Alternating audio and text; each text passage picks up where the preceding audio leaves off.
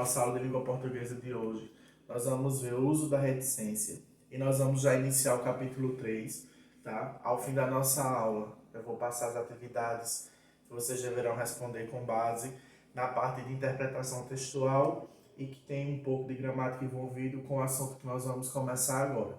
Então, nós vamos ver na parte de gramática o uso da reticência, que são aqueles 3 pontos, aqueles 3 sinais gráficos que nós utilizamos e que às vezes surgem perguntas de por que utilizar. Ah, mas aqueles 3 pontos dentro da língua portuguesa, eles servem para o quê? Nós podemos utilizar ele de maneira corriqueira, de qualquer modo? Não. Nós temos alguns passos, algumas maneiras de observá-lo e nós vamos começar a observar agora, tá? Observando aqui o conceito, diz que as reticências, representadas pela sequência de 3 pontos, então na representação ele vem com os 3 pontos entre parênteses, é um sinal gráfico que vai sinalizar principalmente uma interrupção no discurso. Esse discurso aqui, tá? Vocês irão ver com recorrência, é a mesma coisa de fala. Então, quando nós utilizamos a reticência, que são esses 3 sinais aqui, esses 3 pontos, nós estamos utilizando para dizer que no momento da nossa fala houve uma interrupção. Essa interrupção ela poderá ser causada por algum momento em que a fala poderia ser completada por outro sentido, ou o interlocutor acabou meio que esquecendo do que deveria dizer e continuou o discurso de maneira a não completar o que ele havia dito. Então, se houve uma interrupção, ele vai aqui, né, nós como interlocutores, vamos fazer menção ao uso da reticência para dizer que ali houve uma interrupção no nosso discurso, na nossa fala. Nós temos aqui 5 passos de como utilizar a reticência. O primeiro diz que a reticência ela é utilizada na interrupção de ideias. Então, você teve aí uma ideia e essa interrupção ela poderá ser causada no momento que essa ideia surgir. Então, olha aqui um exemplo. Quanto às tarefas, então, reticência. Fico cansado só de pensar em tudo que preciso fazer. Então, ele diz que as reticências podem ser utilizadas na interrupção de ideias. Ele colocou aqui, quanto às tarefas. Só que não disse quais eram essas tarefas. Então, há uma interrogação, porque nós não sabemos quais seriam essas tarefas que deveriam ser cumpridas. Então, veja que a ideia ela foi quebrada. Houve uma interrupção na sequência dessas ideias, e essa interrupção ela foi dada através da reticência. Quando ele diz, quanto às tarefas, fico cansado só de pensar em tudo o que preciso fazer. Então, essas tarefas poderiam ser tarefas escolares, tarefas de casa, né, tarefas que envolvessem trabalho. Então, quando ele colocou aqui tarefas e depois reticência, houve a interrupção, né, lógico, das ideias para o restante da oração. Então, ele colocou aqui, nós temos aqui esse sinal, que esse sinal ele vai dizer, né, ele vai trazer uma dúvida, porque a oração ela não foi completada, porque as ideias não tiveram a sequência. Por quê? Porque houve uma quebra na interrupção do primeiro momento da fala com o segundo momento. Então, nós vamos ter as reticências indicando uma interrupção de ideias, tá? O próximo exemplo são as reticências nas indecisões. Ou seja, quando nós temos que escolher alguma coisa, estamos indecisos no que escolher. Então, nós utilizamos na parte escrita as reticências também. Então, aqui, não sei se devo aceitar o convite. Não sabemos para que seria esse convite. Se é para uma festa, se é para um trabalho, se é para um casamento, para o que for. Não sabemos o que é, né?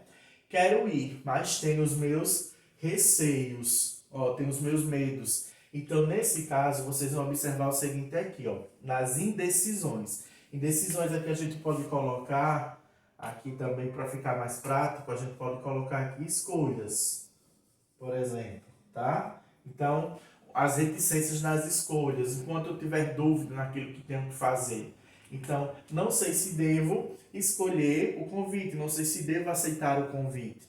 Então, quero ir, mas tenho os meus receios. Então, veja que essa dúvida foi causada aqui por uma indecisão. Ele ali no início diz, não sei se devo, não sei se devo. Então há uma dúvida aí, né, pairando sobre essa oração, porque o interlocutor dela não sabe se deve aceitar o convite. Então aqui nós temos uma indecisão. E essa indecisão, ela vai ser representada aqui, ó, quando nós observamos o processo aqui das reticências. No exemplo 3, nós temos aqui reticências na transmissão de sentimentos. Então ele diz aqui, ó, tanto fiz por ele, então olha aqui novamente a reticência, né? Tanto fiz por ele sem ajuda, novamente sozinho, novamente aqui a reticência, consegui. Então, ó, reticências na transmissão de sentimentos, de sentidos, perdão. Então, tanto fiz por ele, sem ajuda, sozinho, consegui. Veja que aqui nessa oração, nessa frase também, né, a transmissão de sentimentos que seria colocada pelo eu lírico, pelo o interlocutor, perdão, né, não foi apresentado, porque houve uma interrupção nesses sentimentos. Os sentimentos não foram colocados dentro da oração, por quê? Porque houve uma interrupção. Essa interrupção foi causada, foi representada aqui pelas reticências. Vejam que em todos os momentos as nossas interrupções são apresentadas pela reticência, tá? Só que o que é que nós vamos observar? Que há momentos que as reticências devem ser colocadas. Não é em qualquer interrupção de discurso que essas reticências vão fazer parte. Então nós temos que ter um certo cuidado no momento de avaliar isso. Então quando diz, tanto fiz por ele, sem ajuda, sozinho consegui. Então aqui haveria sentimentos aqui colocados pelo interlocutor, mas esse interlocutor não quis colocar, houve uma interrupção, né, no momento da interlocução, no momento da fala, e essa interrupção ela foi representada, ó, pelas reticências, tá? Olha aqui o exemplo 4. Nós vamos utilizar as reticências na interrupção de discursos, ou seja, nas interrupções de quê? De falas, tá? Vou colocar aqui, ó, falas, né? Então, olha aqui esse exemplo. A expansão do terrorismo que mata homens, mulheres e crianças destrói o patrimônio da humanidade. Essa citação aqui foi dita pela nossa então presidente Dilma Rousseff, tá, no Congresso. Só que o que é que nós vamos observar? Esse exemplo aqui, ele veio com o seguinte: a reticência, ela veio no início, ó, da oração. Diferentemente dos outros exemplos, onde a reticência vinha no meio, tá? Esse exemplo aqui, a reticência, ela apresentou no início. Por quê? A fala foi interrompida no início, tá? Então, o que acontece? Essa reticência aqui quis dizer que o enunciado anterior havia sido interrompido, tá? E houve aqui a continuação. Então, nós observamos aqui que essas reticências aqui utilizadas, ó, elas aqui estão indicando que já houve um discurso anterior e esse discurso foi interrompido e aqui será a continuidade desse discurso. Tá? Observem que esse discurso aqui continua, só que lá no início nós temos as reticências que indicam que antes disso aqui havia um discurso que já estava pronto, que já foi escrito, só que para a representação desse exemplo, esse discurso não foi colocado.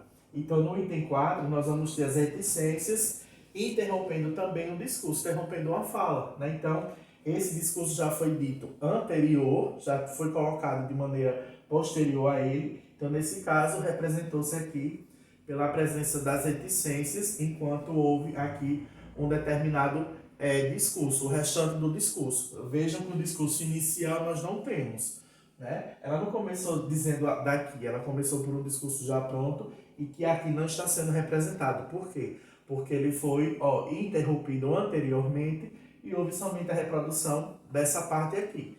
Então, havendo essa interrupção do discurso, nós vamos observar que alguns exemplos de reticências serão colocadas inicialmente no discurso. E o último tópico, que são as reticências para realçar os discursos, né? Para realçar, para dar mais beleza aqui, né, aos discursos. Lembrando mais uma vez que discursos nós vamos compreender como fala, tá? Então vejam aqui, ó. Aquele olhar é encantador, ó. Ele coloca aqui, aquele olhar é. Então, olha aqui a reticência, tá? Ele é o quê? Ele é encantador. Então veja que ele utilizou aqui um adjetivo, né, para fazer menção ao nosso substantivo, que vai ser aqui, ó, o olhar, né, o sujeito, na verdade. Nós temos aqui sujeito, né, ele é encantador. Então, o que é que nós vamos observar aqui? Nós vamos observar que a reticência foi usada para dar um realce maior para quem? Para o nosso, ó, sujeito. Ele quis realçar mais ainda, né, a palavra olhar, né, aquele olhar encantador. O que é encantador? Aquele olhar. Então veja, né, que o olhar ali foi colocado como um destaque. E esse destaque, quando nós queremos realçar na fala, ele é atribuído através das nossas reticências, tá? Vocês terão os exercícios das páginas 58 a 64. Na página 64, vocês vão fazer até a questão 4, tá? Nós continuamos na próxima aula, tá? Espero que tenham gostado do conteúdo e qualquer dúvida que vocês tiverem, no momento da nossa aula online serão sanadas. Então, muito obrigado e até a próxima aula.